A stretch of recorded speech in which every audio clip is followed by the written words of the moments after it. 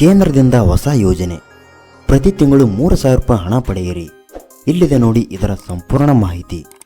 ನೀವು ನಮ್ಮ ಮೈ ಕ್ರಿಯೇಟಿವ್ ಕನ್ನಡ ಚಾನಲ್ಗೆ ಹೊಸಬರಾಗಿದ್ದರೆ ಸಬ್ಸ್ಕ್ರೈಬ್ ಆಗಿ ಮತ್ತು ಬೆಲ್ ಐಕನ್ ಆನ್ ಮಾಡಿಕೊಳ್ಳಿ. ದಯವಿಟ್ಟು ವಿಡಿಯೋಗೆ ಒಂದು ಲೈಕ್ ಮಾಡಿ. ನಾವು ನಿಮಗೆ ಈ ಒಂದು ವಿಡಿಯೋದ ಮೂಲಕ ತಿಳಿಸಲು ಬರುವಂಥ ಮಾಹಿತಿ ಏನೆಂದರೆ, ಈಗಾಗಲೇ ನಿಮಗೆಲ್ಲರಿಗೂ ತಿಳಿದಿರುವ ಹಾಗೆ ಸರ್ಕಾರವು ರೈತರಿಗಾಗಿ ಹಲವಾರು ರೀತಿಯ ಯೋಜನೆಗಳನ್ನು ಜಾರಿ ಮಾಡುತ್ತಾರೆ. ಅದರಲ್ಲಿ ಈಗ ಕೇಂದ್ರ ಸರ್ಕಾರವು ಬಿಡುಗಡೆ ಮಾಡಿರುವಂಥ ಈ ಒಂದು ಯೋಜನೆಯ ಹೆಸರು ಏನೆಂದರೆ, ಈಗ PM ಕಿಸಾನ್ ಮನ್ಧನ್ ಯೋಜನೆ. ಈ ಒಂದು ಯೋಜನೆಯ ಮೂಲಕ ಈಗ ರೈತರಿಗೆ ಪಿಂಚಣಿಯನ್ನು ನೀಡಲು ಸರ್ಕಾರವು ಈಗ ಮುಂದಾಗಿದೆ. ಈ ಒಂದು ಯೋಜನೆಗೆ ನೀವು ಯಾವ ರೀತಿಯಾಗಿ ಅರ್ಜಿಯನ್ನು ಸಲ್ಲಿಸಬೇಕು ಮತ್ತು ಅರ್ಜಿಯನ್ನು ಸಲ್ಲಿಸಲು ಏನೆಲ್ಲ ದಾಖಲೆಗಳು ನೀಡಬೇಕು ಮತ್ತು ಈ ಒಂದು ಯೋಜನೆಗೆ ಅರ್ಜಿಯನ್ನು ಸಲ್ಲಿಸಲು ಯಾವೆಲ್ಲ ಅರ್ಹತೆಗಳನ್ನು ನೀವು ಹೊಂದಿರಬೇಕೆಂಬುದರ ಬಗ್ಗೆ ಸಂಪೂರ್ಣ ಮಾಹಿತಿಯನ್ನು ಈಗ ಈ ವಿಡಿಯೋದಲ್ಲಿ ತಿಳಿದುಕೊಳ್ಳೋಣ ಬನ್ನಿ. ಅದೇ ರೀತಿಯಾಗಿ ಸರ್ಕಾರವು ರೈತರಿಗಾಗಿ ಹಲವಾರು ರೀತಿಯ ಯೋಜನೆಗಳನ್ನು ಈಗಾಗಲೇ ಜಾರಿಗೆ ಮಾಡುತ್ತಿದೆ. ಈ ಯೋಜನೆಯ ಮೂಲಕ ನೀವು ಪ್ರತಿ ತಿಂಗಳು 3,000 ರೂಪಾಯಿ ಹಣ ಪಡೆದುಕೊಳ್ಳಬಹುದು. ಹಾಗೆ ಸರ್ಕಾರವು ಇನ್ನೂ ಹಲವಾರು ರೀತಿಯ ಯೋಜನೆಗಳನ್ನು ರೈತರಿಗಾಗಿ ಜಾರಿ ಮಾಡುತ್ತಿದೆ. ಅಷ್ಟೇ ಅಲ್ಲದೆ ರೈತರು ಕೂಡ ಅವುಗಳ ಪ್ರಯೋಜನಗಳನ್ನು ಈಗಾಗಲೇ ಪಡೆದುಕೊಳ್ಳುತ್ತಿದ್ದಾರೆ. ನೀವು ಕೂಡ ಈ ಒಂದು ಯೋಜನೆಗೆ ಅರ್ಜಿಯನ್ನು ಸಲ್ಲಿಸಿ ಈ ಒಂದು ಯೋಜನೆಯಲ್ಲಿ ಲಾಭವನ್ನು ಪಡೆದುಕೊಳ್ಳಿ. ಯೋಜನೆಯ ಹೆಸರು ಕಿಸಾನ್ ಮನ್ಧನ್ ಯೋಜನೆ. ಇದರ ಬಗ್ಗೆ ಮಾಹಿತಿ ತಿಳಿದುಕೊಳ್ಳೋಣ ಬನ್ನಿ. ಇದೀಗ ಸರ್ಕಾರವು ಈ ಒಂದು ಯೋಜನೆಯನ್ನು ಈಗ ಸೆಪ್ಟೆಂಬರ್ 2023ರಂದು ಪ್ರಾರಂಭ ಮಾಡಲಾಗಿದೆ. ಈ ಒಂದು ಯೋಜನೆಯ ಮುಖ್ಯ ಉದ್ದೇಶವೇನೆಂದರೆ, ಈಗ ರೈತರು ವೃದ್ಧಾಪ್ಯದಲ್ಲಿ ನೆರವಾಗುವ ಉದ್ದೇಶದಿಂದಾಗಿ ಸರ್ಕಾರವು ಒಂದು ಯೋಜನೆಯನ್ನು ಈಗ ಜಾರಿ ಮಾಡಿದೆ.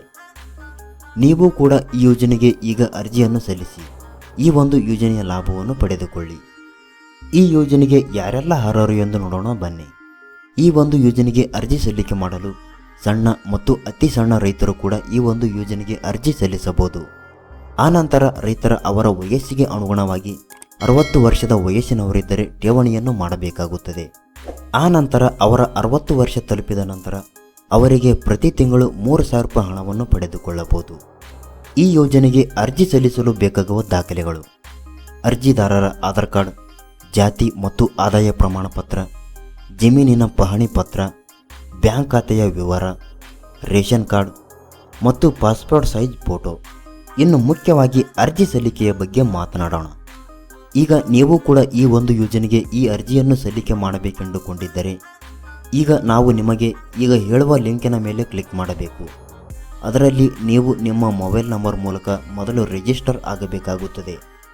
ಆನಂತರ ನೀವು ಅದರಲ್ಲಿ ನಿಮ್ಮ ವೈಯಕ್ತಿಕ ಮಾಹಿತಿಯನ್ನು ಭರ್ತಿ ಮಾಡಿಕೊಂಡು ನೀವು ಈ ಒಂದು ಯೋಜನೆಗೆ ಅರ್ಜಿಯನ್ನು ಸಲ್ಲಿಕೆ ಮಾಡಬಹುದು.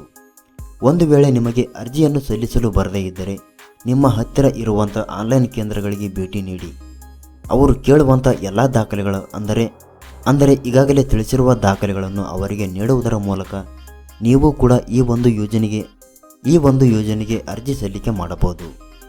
ನೀವಾಗೆ ಅರ್ಜಿ ಸಲ್ಲಿಸಬೇಕೆಂದುಕೊಂಡಿದ್ದರೆ ಅರ್ಜಿ ಸಲ್ಲಿಸುವ ಲಿಂಕ್ ಈ ವಿಡಿಯೋದ ಡಿಸ್ಕ್ರಿಪ್ಷನ್ನಲ್ಲಿದೆ, ಹೋಗಿ ಅರ್ಜಿ ಸಲ್ಲಿಸಬಹುದು.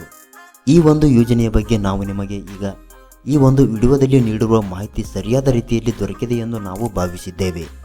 ನಮ್ಮ ಈ ವಿಡಿಯೋವನ್ನು ನೀವು ಕೊನೆಯವರೆಗೂ ನೋಡಿದ್ದಕ್ಕಾಗಿ ಧನ್ಯವಾದಗಳು. ದಯವಿಟ್ಟು ವಿಡಿಯೋಗೆ ಒಂದು ಲೈಕ್ ಮಾಡಿ.